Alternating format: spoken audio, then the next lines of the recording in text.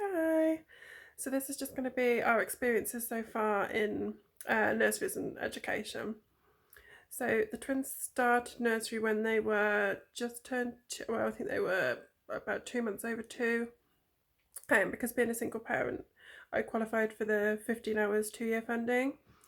The first nursery they went to was horrendous. There's nothing nice I can say about it whatsoever. Um, Jaden had a really, really tough time there. In the beginning, it was really hard to tell whether it was them or him. I mean, it was obviously he was going to struggle wherever he went because he was non-verbal and didn't have any understanding, so you couldn't prepare him for the fact he was going. He didn't understand what was going on when he was there. It was just all around really, really tough. The first couple of kind of settling in sessions that he went to, they would ring me within the hour, just he's completely hysterical, come out, take him, we don't want him, basically. And then as time went on, I'd literally be at work, I'd have someone's foils in their hair, and they'd ring me and just be like, he's been here 2 hours, but he's screamed the entire time, come and get him. So obviously my kind of first questions were, well, what are you doing to help him settle? You know, there are things that you can do, the main one being just give the poor child a cuddle.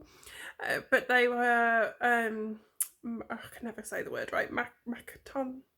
They had this weird philosophy of stand back, you don't approach the children unless they approach you, you don't touch them, you know, you don't cuddle them, there's no comfort, there's no, which at two, they're two, give them a cuddle. So my first thing was to try and, no, actually it wasn't the first thing, no, the first thing that their suggestion was stay with him. So this was, I don't know, maybe we're going there for 2 or 3 weeks, not settling. So Ella was going, Ella was fine, Jaden was coming home with me, he was going to his grandma's, he wasn't at nursery. So they started suggesting that I stayed with him, which I was like, I don't really see how that's, you know, it's not my job to settle him. They basically said, once he'll settle, we'll have him. Until he'll settle, no. So I'd kind of sit with him, rock him, sing to him, and he'd just scream because he didn't know what the hell was going on. He didn't want to be there. He didn't understand why he was there. It was a noisy room full of children because it was such a small setting, which I thought obviously would be nice for them, but because it was small, there was literally a baby room, and then 2 onwards was chucked in one room together. So there were children that were like almost school aged, which, you know, when you turn into, that's probably terrifying enough in itself. So yeah, I'd sit there, sing to him, rock him, try and calm him down, and he'd just scream. I think it got to a point where like Ella would be at nursery, and then for that last hour before she finished, I would take Jaden and just try and integrate him in. But I mean, the staff just ignored him essentially. So I would be there for that hour thinking, well, that's fine, I'll sit back, he'll, you know, at some point they'll come try and do something. No, they just left him screaming in the corner with me. And then the one day he decided to go off and play, so he'd got off my lap, kind of calmed down that little bit to go and get a toy, wandered into a different area of the room, and they told him off. So that was like the first time he'd ever stopped crying. They were like, no, Jaden, no, you can't take that toy over there, that toy belongs in that area. I was like, he's got no understanding and he's non-verbal, like what are you doing? Like they just, well, no, never mind that, this is the first time he stopped crying, does it really matter? Like, just, no, what are you doing? So then my next suggestion was, well, can we put him into baby room? Because, you know, those kind of expectations he just couldn't deal with. Like, I don't think many 2-year-olds could deal with that kind of thing. So we had him moved into baby room, where he could at least have a cuddle, he could have a bottle, the kind of things that he was used to. And he did eventually settle in there, but still they'd have days where they're like, he's just cried all day. I'm like, surely there's something you could do, you know, he can't just cry the whole time. And then the one day I went in and they made a bit of a comment which I didn't like as well. They were like, does Dad live at home? And I was like, excuse me? You know, that's all in his notes. So that's the kind of thing you want to look at. Go look at his notes. They were like, he's very overly attached to you. I'm like, well, obviously I'm his person. He has additional needs. It's going to be like, you know, a different level of attachment to your average child. So it wasn't too bad while he was in baby room. During that time, he'd had his 2-year checkup with the house visitor. He'd had a referral for a hearing test. but they weren't really doing anything to support him. So I was kind of saying, you know, what are you doing to help with his speech and that kind of thing? And they were just like, oh, we'll go to Fort Royal next year, you know, we don't need to worry about that because next September, when it comes to preschool time, he'll get a place at Fort Royal and they'll help him. So come, when was it? I think it was the September, so they'd maybe started in like April. In the September, I would say just down to numbers, she wanted to move him back into the other room, which I wasn't happy about, and I knew he wasn't going to be settled in there. But they made that decision that he needed to go into the other room. He couldn't sit at lunchtime or anything like that, so they had him in a high chair, even though the other kids were, you know, sat at the table, things like that. And then the one day, this was probably the first time that I got really, really distressed in terms of the nursery's care of him. I'd gone to pick them up and they were like, oh, by the way, he's in a timeout. And I was like, excuse me, timeout? This is a, you know, child with no understanding, non-verbal. He's not going to understand the concept of timeout. So he tipped a jug of water over or something that wasn't really, you know, a jug of water shouldn't be around a 2-year-old at the end of the day. But he was in a chair and the lady was shouting in his face, essentially. The more times you get out of that chair, the more times you're going to be put back. Which, I mean, the kind of staff turnover that they had in that nursery, I don't think she had a clue about Jaden at all, let alone, you know, he had no understanding. He didn't understand anything you said to him. So what was, other than getting distressed because he could tell from the tone of your voice you weren't happy with him, he didn't have a clue why or what was happening. So that really upset me, and that was the first time I really thought this is not the right place for him.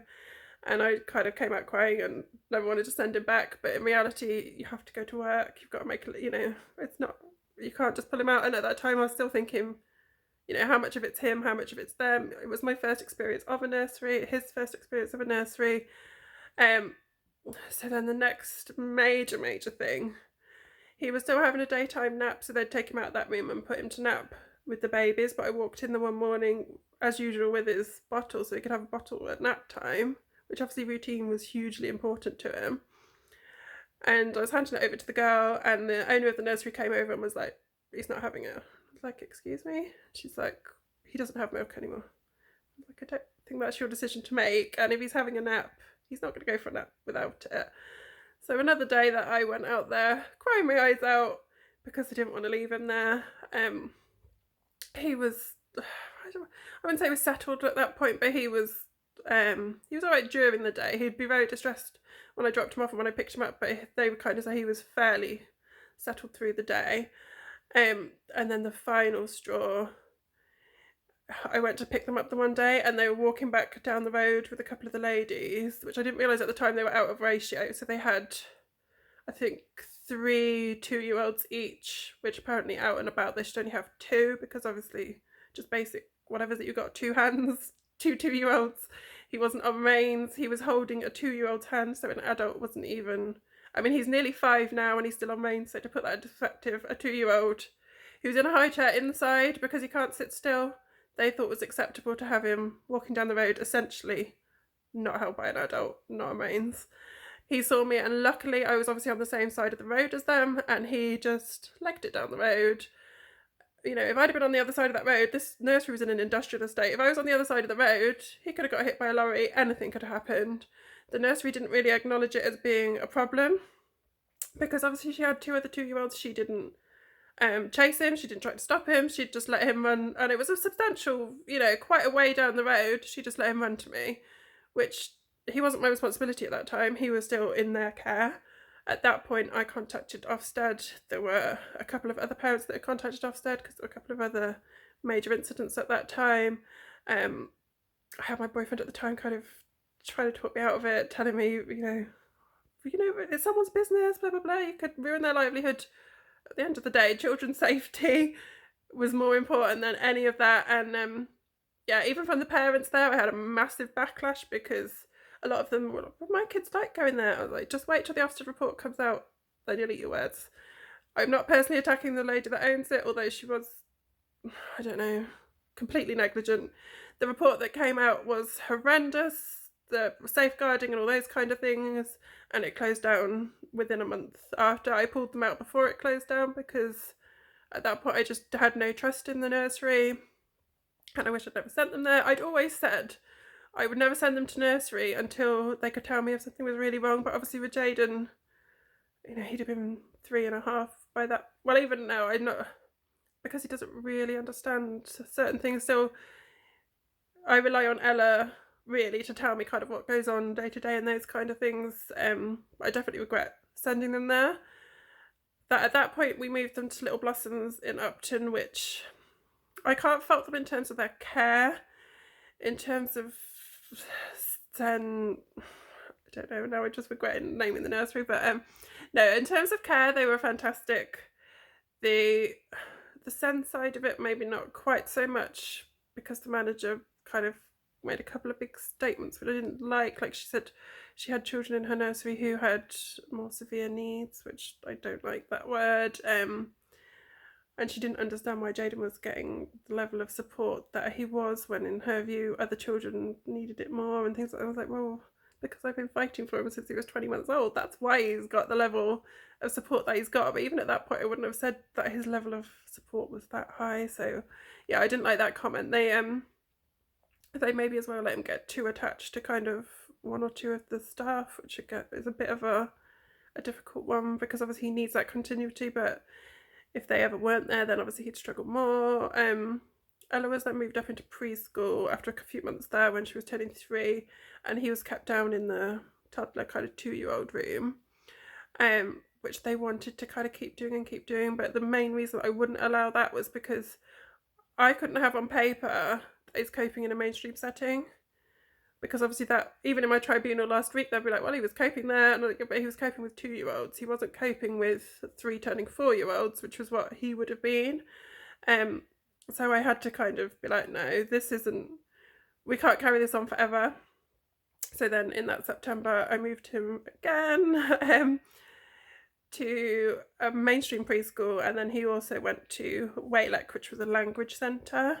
So they did like intensive speech therapy essentially, and worked on his social skills for a year. So the mainstream preschool, so bearing in mind, like, Little Blossoms were still fairly dismissive, kind of, he's all right really, there's nothing too much. Within, I think it was 2 sessions at his mainstream preschool, the lady used to work at a special needs school that ran this nursery preschool, and she said to me, after literally meeting him twice, she said, I could see how complex his needs are. And at that point I just burst into tears, because I was like, nobody's ever said that to me really. So for somebody after 2 days, it was like, this is the right place for him, this is going to be amazing for him. And she was, I couldn't fault her at all. That nursery in general was fantastic. They've, between them and language centre, the amount that he came on in that year was just phenomenal. So the language centre, it was kind of a last minute decision. I think it was about end of June or July, bearing in mind he was due to start in September. I found out that he didn't have a place at the special needs school, like Fort Royal in Worcester, which at that point I was devastated. I was crying my eyes out. I didn't know what was going on. But looking back, the decision that they made was 100% the right one, that he went to Waylek instead. And there's kind of like a crossover of the two. So if they'd have put him into Waylek and then they decided that his needs were higher, then he could have been switched over to Fort Royal, and vice versa.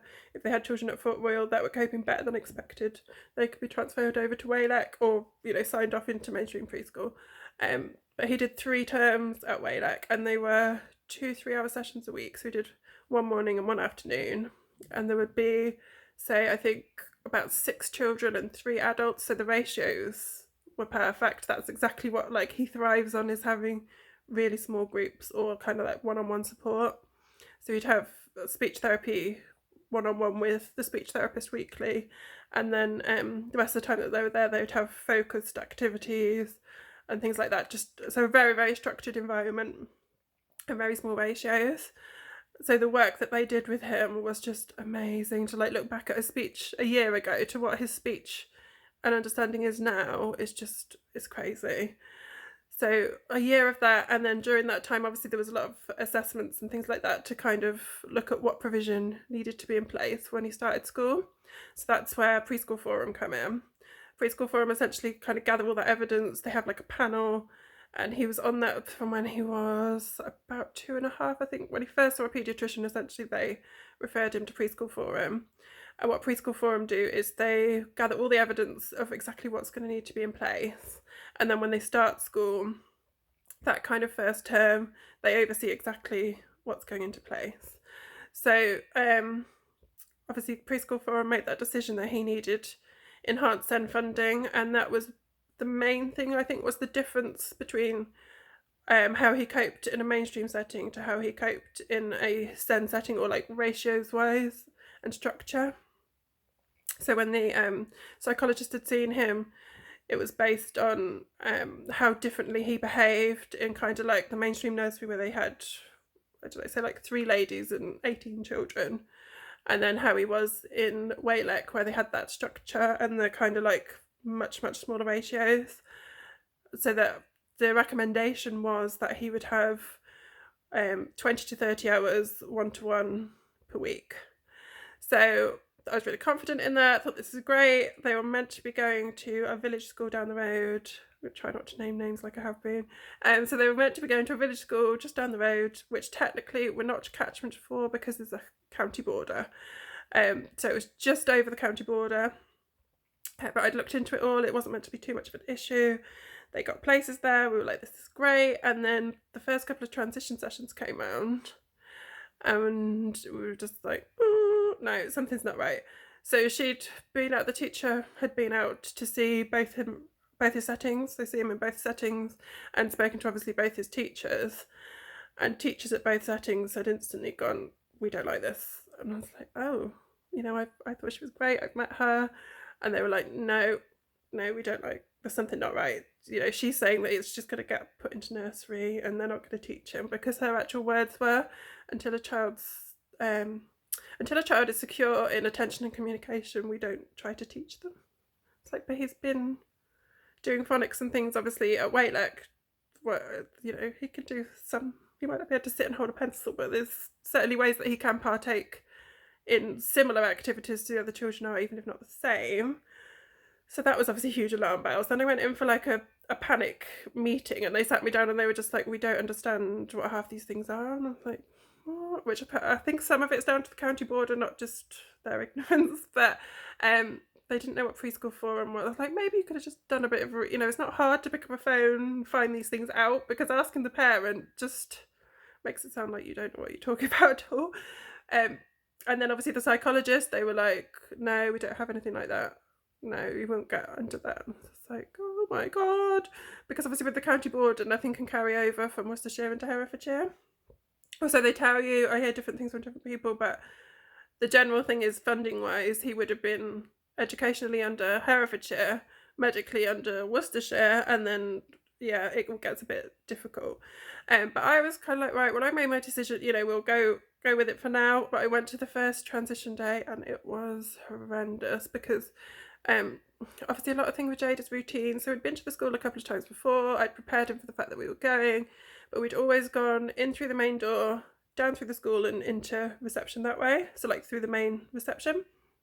But when we got there today, they were like, when we got there that day, they were like, no, you need to go in through the nursery entrance, which for a split second didn't occur to me this was going to be a problem. Walked around, knocked on the door. The teacher answered the door and Jaden bolted, which any child could have done that at that point. It's quite intimidating. You're going into school for the first time. But he had like a freak out. He ran off quite a way. So I had to chase him, bring him back, knocked on the door again. And I just explained, routine's a huge thing. You can't go in a different door. You can't go in this door today and then out a different door. You have to have that as a routine. That's something he's always struggled with.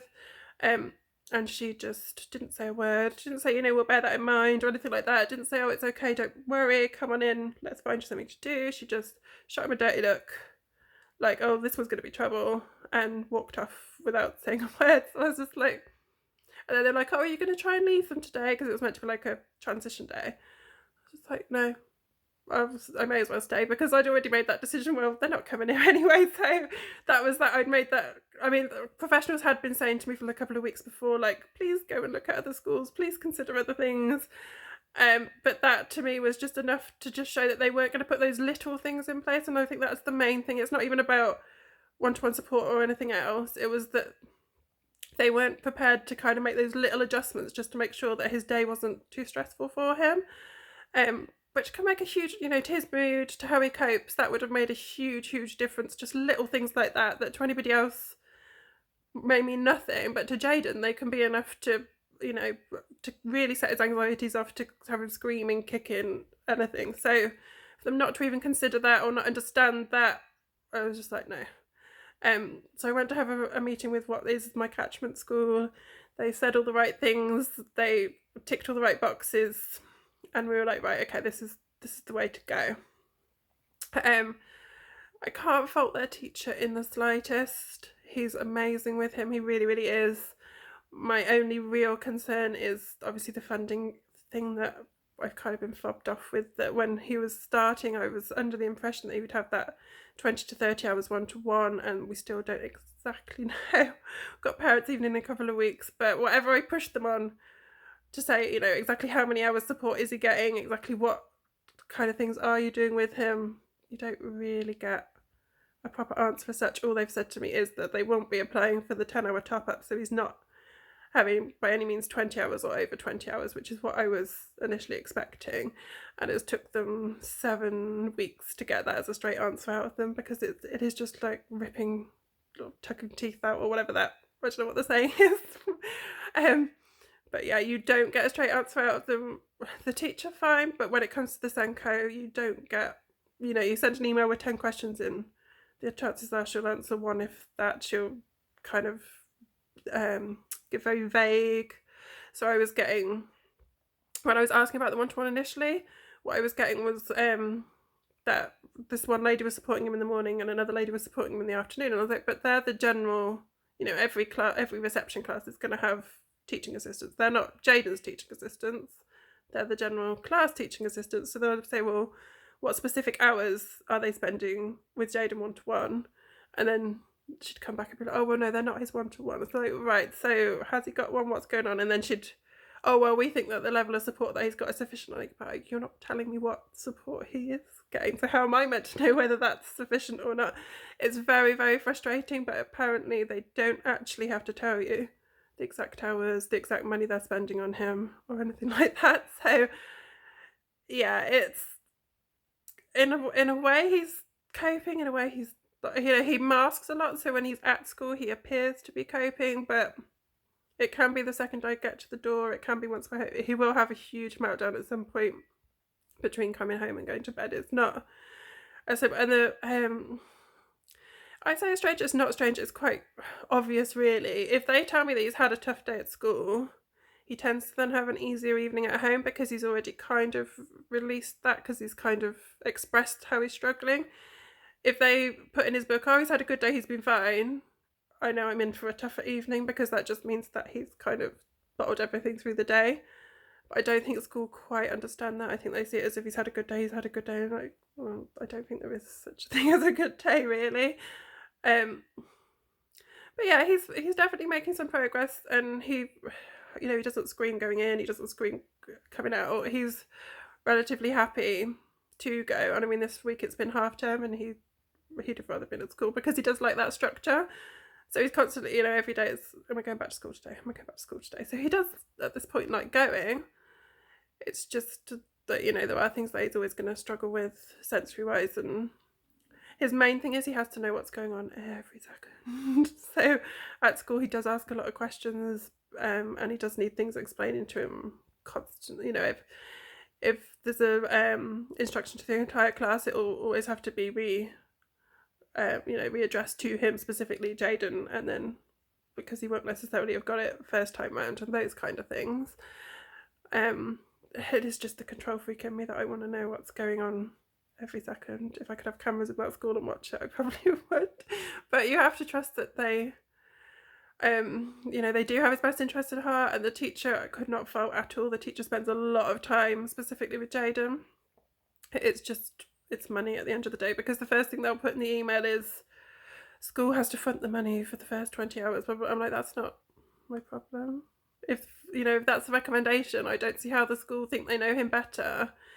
When that decision was made, they must have barely known him at all to have made that decision. I'm like, at the end of the day, he was assessed for 2 years to make the decision that he needed that level of support.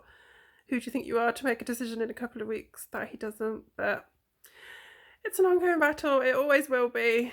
It's never going to be as simple as, even what you've got a diagnosis, anything else. You think that's the goal, but it doesn't change anything.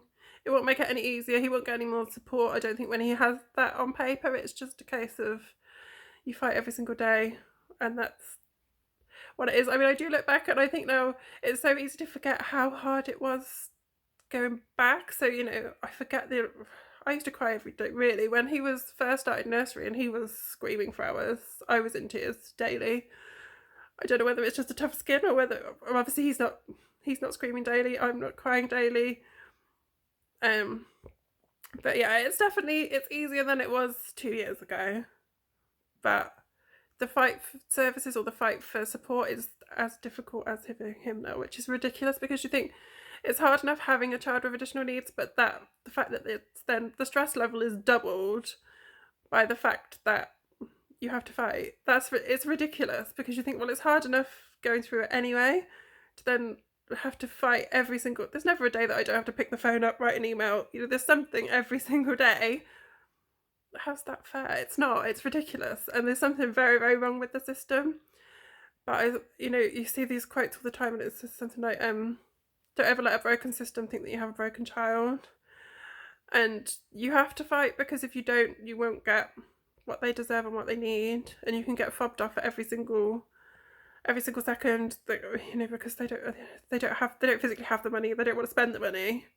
That doesn't mean your child isn't entitled to it. So it's a really, really difficult battle, and you have to think, you can't think about every other child, and you have to just think about yours.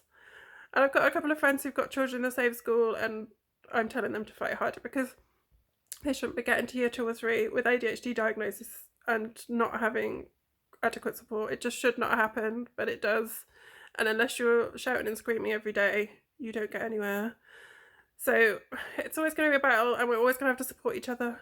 But it is what it is. As much as I hate saying that phrase, I seem to say it all the time, because it doesn't matter how much you fight, you're going to have to keep fighting. There's never a day where you can go, oh, okay, we're where we need to be now. It just doesn't happen. And sorry, this has turned into the longest video. It's probably going to take about 5 hours to upload, but I haven't rambled too much, and it makes sense. Bye.